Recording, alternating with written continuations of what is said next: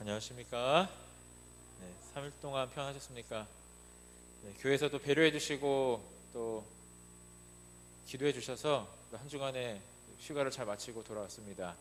배려해 주신 우리 모든 성도님들과 교회에 감사를 드립니다. 우리 3일 기도의 말씀을 시작하면서 우리 함께 계시록에 있는 말씀 함께 보시도록 하겠습니다. 계시록 2장에 있는 말씀 함께 보시겠습니다.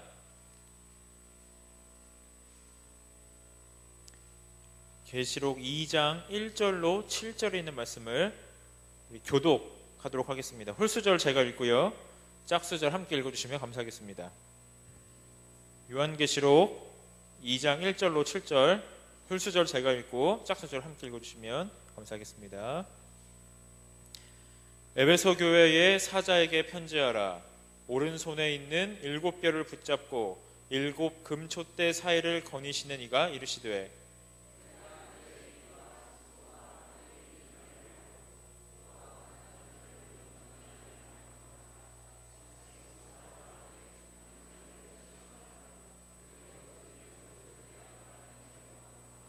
또 내가 참고 내 이름을 위하여 견디고 게으르지 아니한 것을 아노라.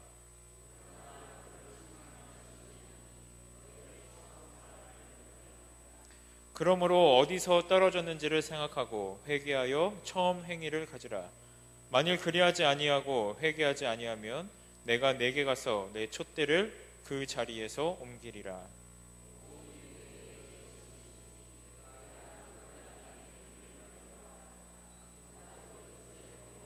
7절 함께 읽겠습니다. 시작.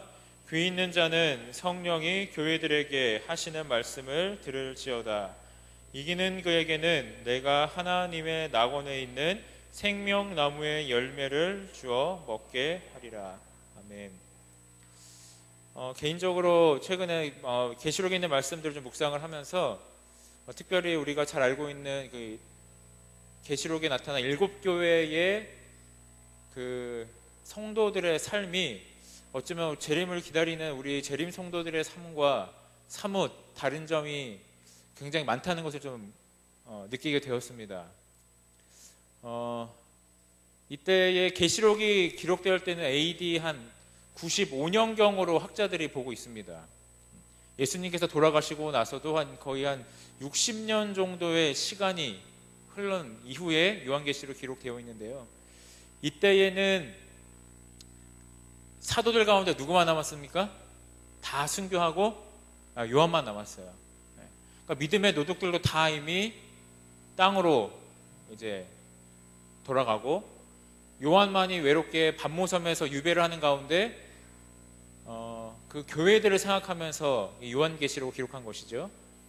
그러다 보니까 이 당시에 7교회에 나타난, 특별히 예수님께서 돌아가시고 60년이 흐르고 많은 사도들이 그들의 수고를 뒤로하고 이제 잠든 이후에 남겨진 이 교인들의, 이 성도들의 삶은 쉬웠을까요? 어려웠을까요? 굉장히 어려웠습니다. 많은 이설들이 교회에 들어서 괴롭혔고, 그들이 그리스도인이라는 그 이유 하나만으로 굉장히 많은 사회적 불이익을 당하고 있었습니다. 그리고 그들뿐만이 아니라 그들의 자녀들과 2세대, 3세대 자녀들이 이 신앙생활을 하는 것이 점점 더 어려워졌어요. 오늘날도 보면 우리가 점점 대를 이어갈수록 신앙을 이어간다는 것이 참 힘들지 않습니까? 이때에도 마찬가지로 신앙하는 것이 굉장히 힘들고 고된 그런 시기였고, 핍박이 있었고, 또 사회로부터 격리당할 수밖에 없었던, 외톨이가 될 수밖에 없었던 그런 시대적 상황이었기 때문에 이들의 이 신앙하는 그 삶이 굉장히 어렵고 힘든 상황이었습니다. 그리고 예수님은 오셨어요, 안 오셨어요? 분명히 금방 오신다고 약속하시고 간 것 같은데 오세요, 안 오세요? 그거 하나 믿고 지금 버티고 있는데 오시지 않고 계신 것이죠. 그래서 오늘 저는 계시록의 7교회에 보내는 기별들을 좀 살펴보면서 그 중에 오늘 특별히 에베소 교회에 주신 그 권면의 말씀을 통해서 오늘의 말씀을 좀 나누고자 합니다. 그래서 오늘 말씀의 제목을 첫사랑을 떠나버린 에베소 교회라고 좀 적어보았습니다. 지금 보시면 이제 반모섬이 보이시나요? 예, 파란색 글씨로 반모섬이 보이시죠? 그리고 보시면 제일 가까운 도시가 어디입니까? 예, 에베소입니다. 에베소부터 위로 서머나 버가모, 그 다음에 오른쪽 대각선으로 두라디라, 사데, 빌라델비아, 라우디게아선으로 이렇게 돌아옵니다. 이렇게 위로 돌아서 한 바퀴 돌고 내려옵니다. 그래서 이제 반모섬에서 요한계시록을 요한이 기록할 때에 이 특별히 2장과 3장에 나타나는 이 7교회를 향한 권면의 말씀은 이 7교회를 위한 권면의 말씀인데, 그 당시에 교회가 정말 7개밖에 없었을까요? 교회 7개밖에 없었을까요? 아니면 더 많았을까요? 훨씬 많았습니다. 그러나 굳이 7교회를 선택한 이유는 성경에서 7이라는 숫자는 뭘 의미합니까? 뭔가 완전한 그런 의미를 나타내잖아요. 뭔가 종합적인 그런 걸 얘기하기 때문에 7교회를 선택하면서 7이라는 숫자를 채용함으로써 이 7교회에 보내는 권면이 각 교회들에게만 해당되는 권면이 아니라 그 당시에 소아시아에 있었던 모든 그리스도인 교인들, 나아가서는 이 계시록을 앞으로 읽고 연구할 모든 성도들에게 주어진 말씀임을 우리는 알 수가 있습니다. 그래서 오늘 저희가 이 에베소 교회에 보내는 이 권면을 살펴보면서 이 권면의 말씀이 왜 그 당시 에베소 교인들에게 필요했는지 살펴보고, 또 그것이 오늘날 우리에게도 왜 필요한지, 그리고 그것이 우리에게 어떤 의미로 다가오는지 살펴보려고 합니다. 먼저 계시록 2장 1장을 보시면 예수님께서 에베소 교회의 성도들에게 자신이 어떤 사람인지를 보여주세요. 오른손에 있는 7뼈를 붙잡고 7 금촛대 사이를 거니시는 이가 이르시되. 참 재미있는 것은요, 그 7교회의 각 권면마다 첫 절에는 예수님께서 자신을 나타내시는 그런 묘사들이 나와요. 그래서 이제 앞으로 좀 시간이 될 때마다 한 교회마다 그 교회씩 살펴볼 텐데요, 오늘은 예수님께서 에베소 교회에 자신을 어떻게 지금 나타내고 계십니까? 7 금초대 사이를 거니시는 분으로 설명을 하고 있어요. 여러분, 근데 예수님께서 그냥 아무 의미 없이 7 금초대를 내가 거니고 있는 분으로 이렇게 묘사를 하셨을까요? 이유가 있습니다. 이유가 있어요. 여러분, 계시록 1장 31절을 보시면, 잠깐 좀 보실까요? 1장 20절입니다. 계시록 1장 20절을 보시면 7 별과 7 교회가 무엇인지 이렇게 나타납니다. 내가 본 것은 내 오른손의 7 별의 비밀과 또 7 금촛대라. 7 별은 7 교회의 사자요, 7 촛대는 7 교인이라 이렇게 말씀하고 있어요. 그러니까 7 촛대는, 7 별은 7 교회의 사자, 그 교회들을 지키고 있었던, 말씀을 전하던 이 기별자들을 이야기하고요, 7 촛대는 뭘 의미한다고요? 교회. 그러니까 지금 예수님께서 7 금촛대 사이를 거니신다고 하신 말씀은 어디 사이를 지금 거니고 계신다는 거예요? 교회들 사이를 지금 거닐고 다니신다는 겁니다. 그러면 예수님께서는 왜 에베소 교회와 그 당시에 살고 있던 사람들에게 왜 자신을 소개하시면서, 자신을 계시하시면서 자신이 교회 사이를 거닐고 계시다고 말씀하셨을까요?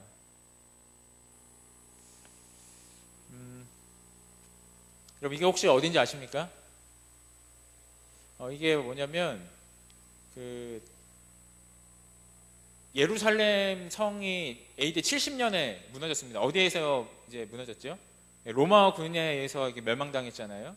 근데 그것을 기념한, 그 당시에 그 예루살렘 성을 점령한 장군의 이름이 티투스였는데요, 티투스의 그 승리를 기념하기 위한 그 개선문입니다. 개선문이 로마에 이렇게 나와 있는데요, 그 당시에 이 이스라엘 백성들이 그들의 정말 정신적 지주와 같았던 예루살렘 성이 무너지고 수많은 사람들이 죽임을 당하는 것을 보면서 그 사람들은 굉장한 정신적 충격에 빠질 수밖에 없었습니다. 과연 그들이 그토록 부르짖었던 하나님은 어디 계시는가? 그들이 그토록 찾았고 의지하였던 하나님은 과연 살아계시는가라는 그런 울부짖음을 토해내고 있었거든요.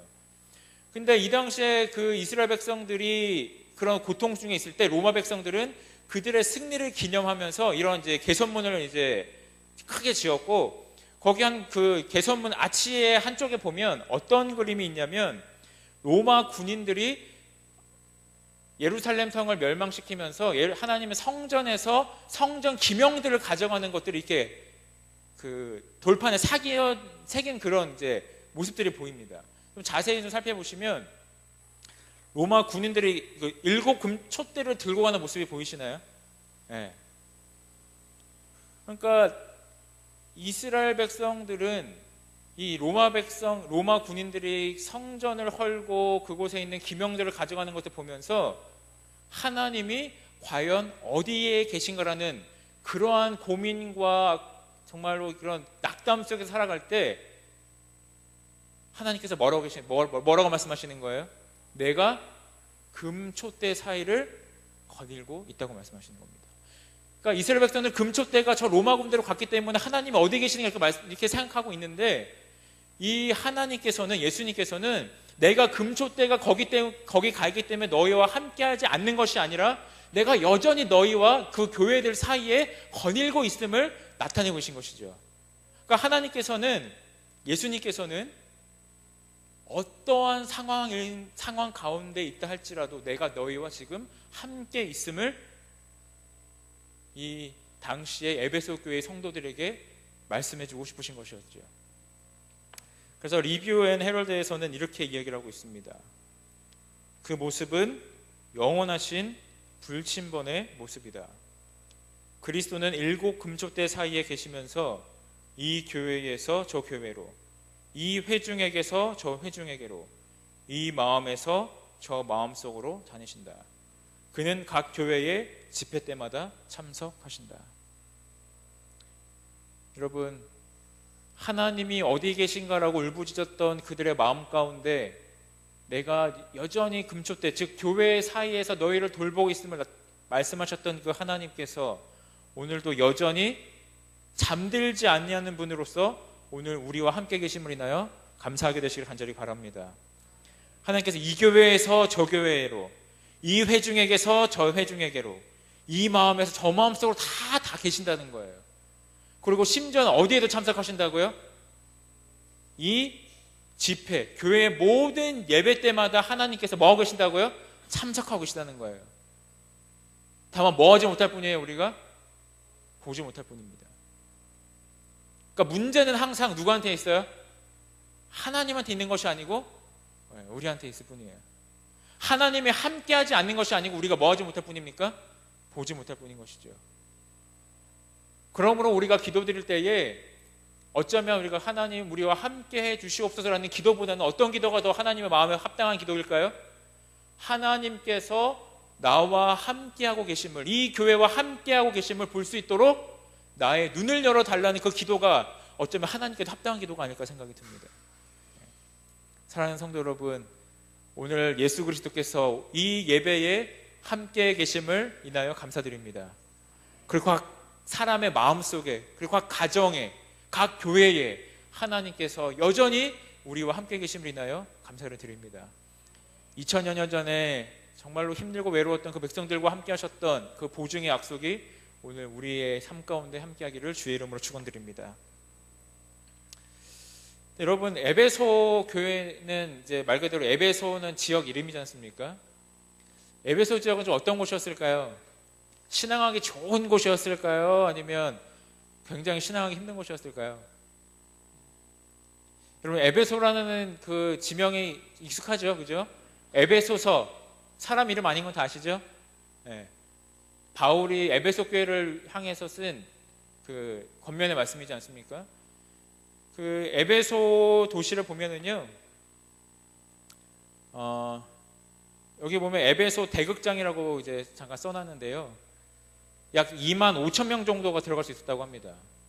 물론 지금의 이 에베소 대극장이 그 당시 에베소 대극장과 아주 같은 모습을 하고 있지는 않죠. 몇 번의 이제 망가뜨리고 다시 세우고 이런 과정들이 있었습니다만 이 터에서 굉장히 많은 일들이 있었고 어쩌면 사도 바울도 여기서 말씀을 전하지 않았을 거라는 학자들의 추측이 있습니다.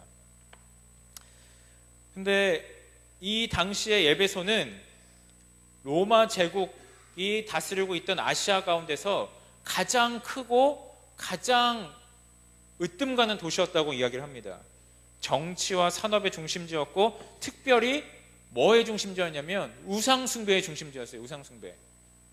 그럼 혹시 사도행전에서 이 이야기를 기억하실지 모르겠습니다. 제가 좀 읽어볼게요.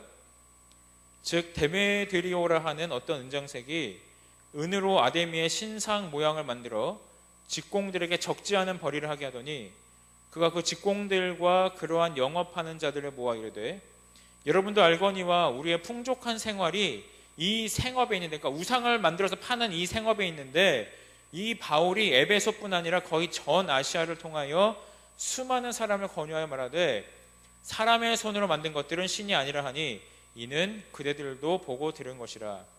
우리의 이 영업이 천하여질 위험이 있을 뿐 아니라 큰 여신 아데미의 신전도 무시당하게 되고 온 아시아와 천하가 위하는 그의 위엄도 떨어질까 하노라 하더라. 그들이 이 말을 듣고 분노가 가득하여 외쳐 이르되 크다 에베소 사람의 아데미여 하니. 그럼 아데미가 뭘까요? 그들이 섬기고 있던 우상이었습니다. 여신 우상이었습니다. 지금 에베소를 가보면 이런 그 당시에 아데미 신전이 터가 이렇게 남아 있어요. 물론 제가 가서 본 것은 아닙니다. 물론 제가 가서 보지 않았지만 그 당시에 이 아데미 신전에서 우상 숭배를 했던 그 터가 이렇게 남아 있고요.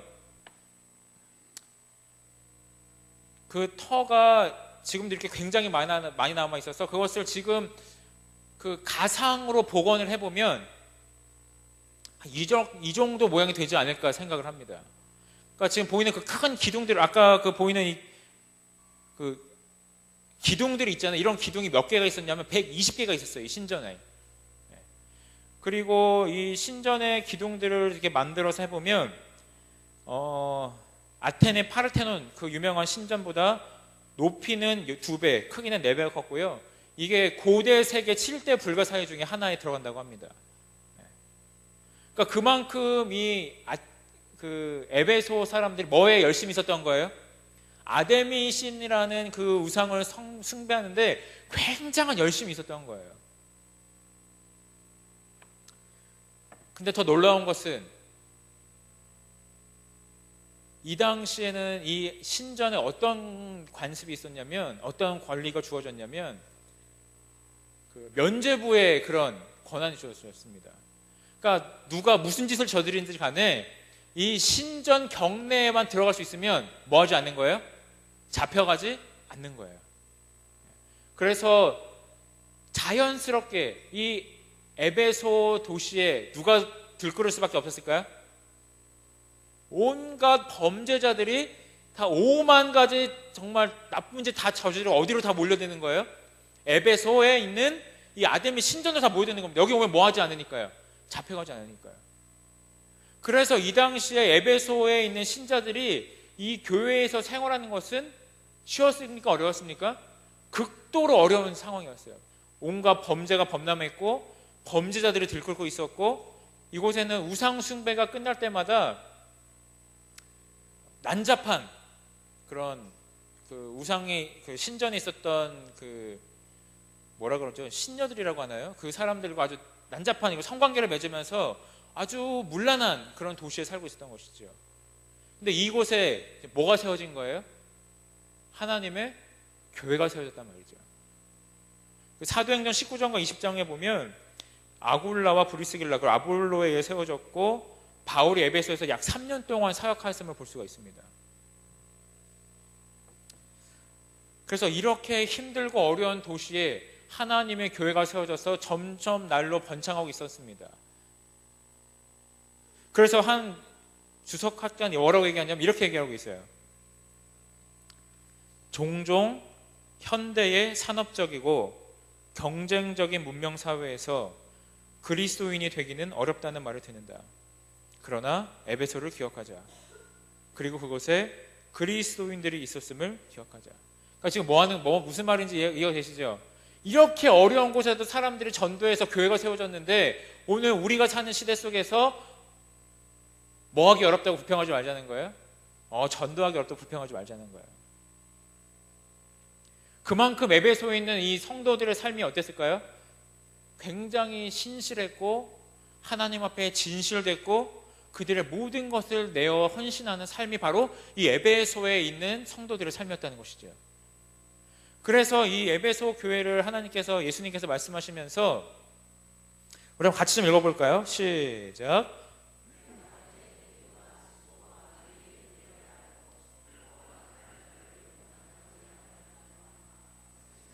사도라 하되 아닌 자들을 시험하여 그의 거짓된 것을 내가 드러낸 것과 또 내가 참고 내 이름을 위하여 견디고 게으르지 아니한 것을 아노라. 그러니까 잘했어요, 못했어요? 에베소에 있는 교회의 사람들이요? 굉장히 잘한 거예요. 그러니까 하나님이 보시기에도 수고와 인내가 굉장히 대단했고 자칭 사도라는 사람들이 시험하여 판별해낼 수 있을 만큼 성경이 아주 통달해 있었고 내 이름을 위하여 견디고 게으르지 아니했다는 것을 하나님께서도 알고 계셨다는 것이죠. 근데 이 사람들에게 하나님께서 딱 한 가지의 책망의 말씀을 하셨어요. 뭐라고 말씀하셨습니까? 그러나 너를 책망할 것이 있나니 너의 무엇을 버렸느니라? 처음 사랑을 버렸느니라. 영어 성경에서는 이 버렸다라는 표현을 떠났다라고 표현을 하고 있어요. 떠났다. 처음 사랑에서 너가 떠났다 이렇게 말씀을 하고 있습니다. 여러분, 예수님께서 이런 칭찬을 쫙 하면서 하시면서 너를 책망할 것이 있는데 그것은 바로 너의 사랑을 버렸다는 걸 말씀하실 때 결국에 하고 싶은 말씀은 뭘까요? 앞에 있는 여러 가지들을 너가 굉장히 잘했지만 칭찬할 만하지만 너가 모든 것을 했고 모든 것을 가졌어도 예수 그리스도를 향한 사랑을 잃어버린다면 모든 것이 헛되다고 말씀하시는 거예요. 여러분, 우리 사랑장 잘 아시잖아요? 거기서 뭐라고 말씀하십니까? 내가 천사의 말을 하고 너가 이런 걸 다 해도 뭐가 없으면 사랑이 없으면, 하나님께서는 내가 열심을 내고 수고를 하고 인내하고 이 모든 것들을 했을지라도 하나님을 향한, 예수 그리스도를 향한 사랑을 잃어버렸다면, 사랑을 떠났다면 너의 하는 모든 것이 헛되다고 말씀하시는 것이죠. 여러분, 예수님의 사랑을 떠나는 것이 왜 그렇게 책망받을 만한 일일까요? 다 잘했잖아요. 왜 그 책망받을 만한 일이죠?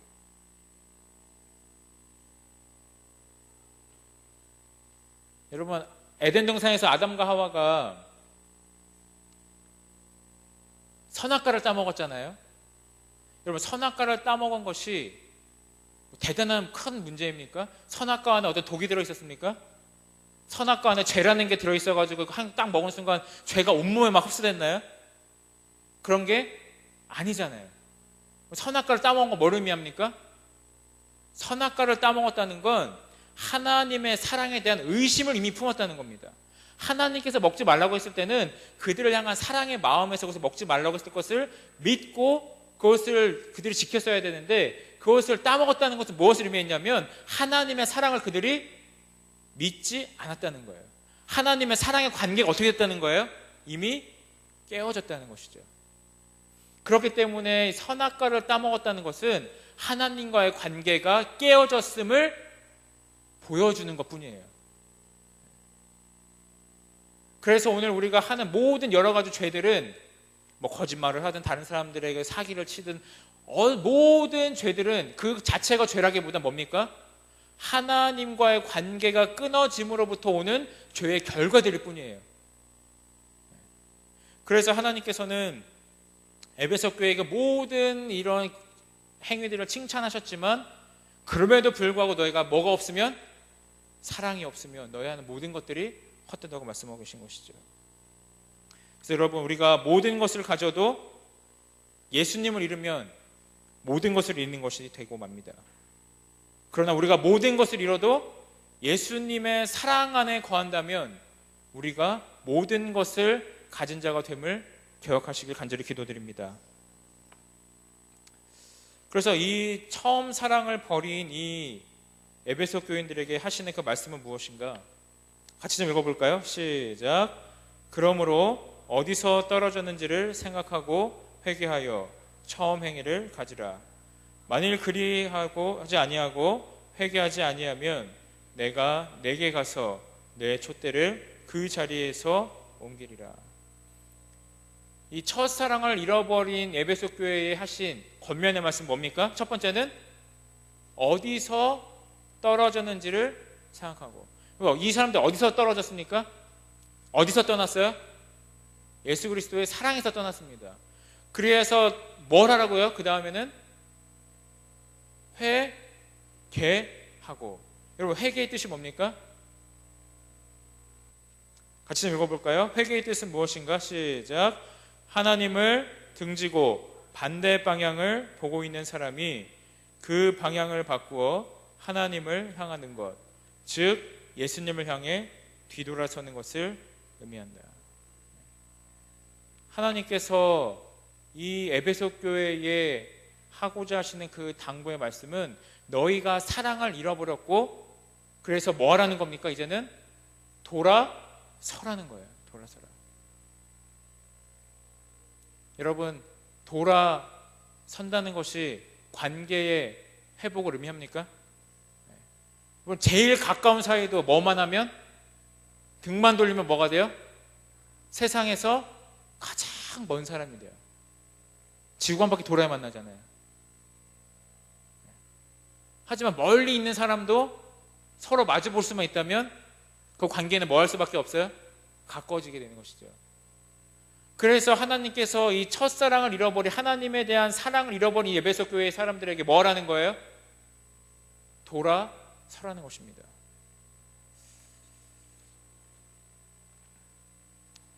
그렇다면 이 돌아서면 구체적으로 어떤 것을 의미하는가? 오늘 말세를 살아가는 우리들에게 이 디모데 후서에서 사도 바울은 우리가 무엇으로부터 돌아서야 될 것인가를 이야기합니다.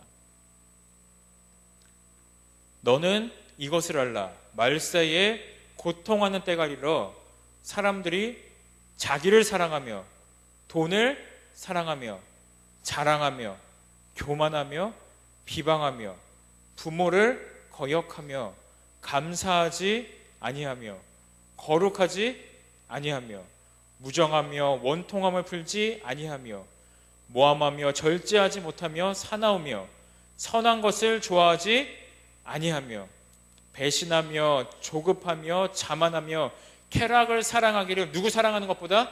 하나님 사랑하는 것보다 더하며 경건의 모양은 있으나 경건의 능력은 부인하는 자니 이 같은 자들에게서 내가 돌아서라.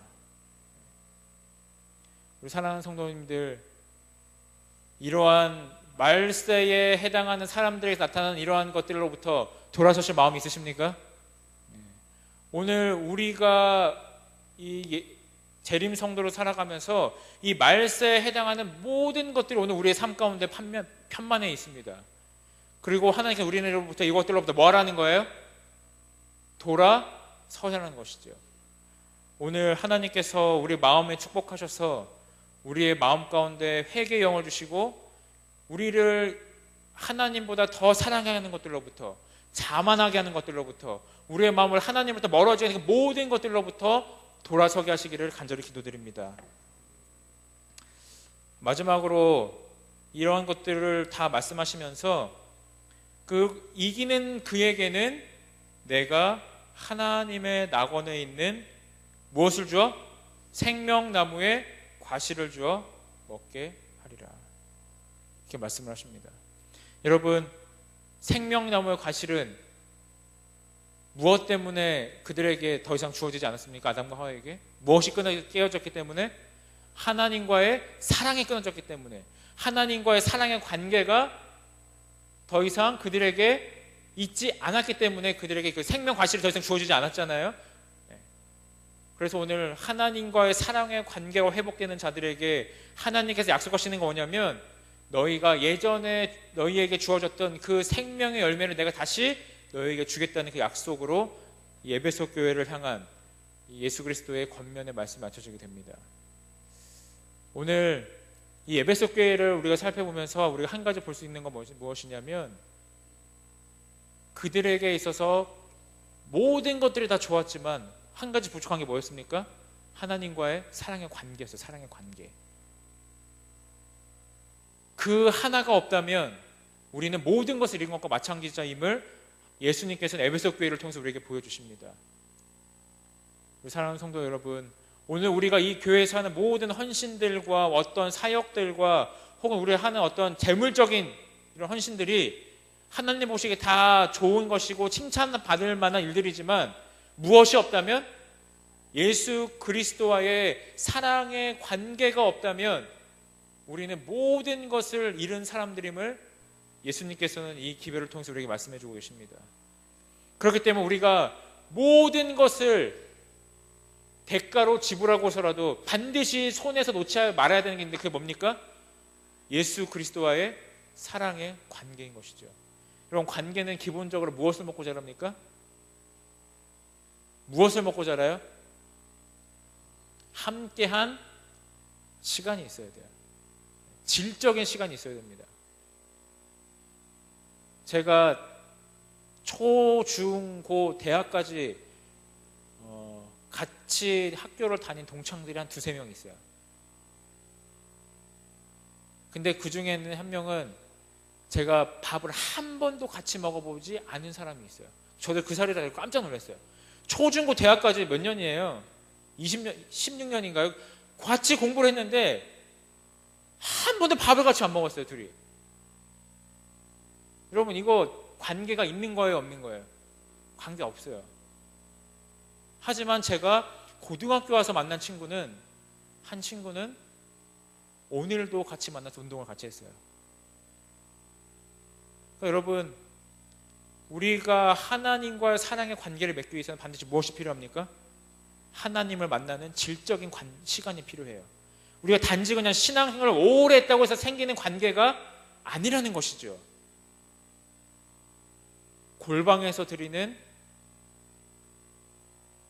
간절한 기도, 그리고 그로부터 들려오는 하나님의 음성, 하나님의 말씀에 담겨진 이 성경을 깊이 묵상하는 시간, 그런 것들을 통하여 하나님과의 관계가 깊어집니다.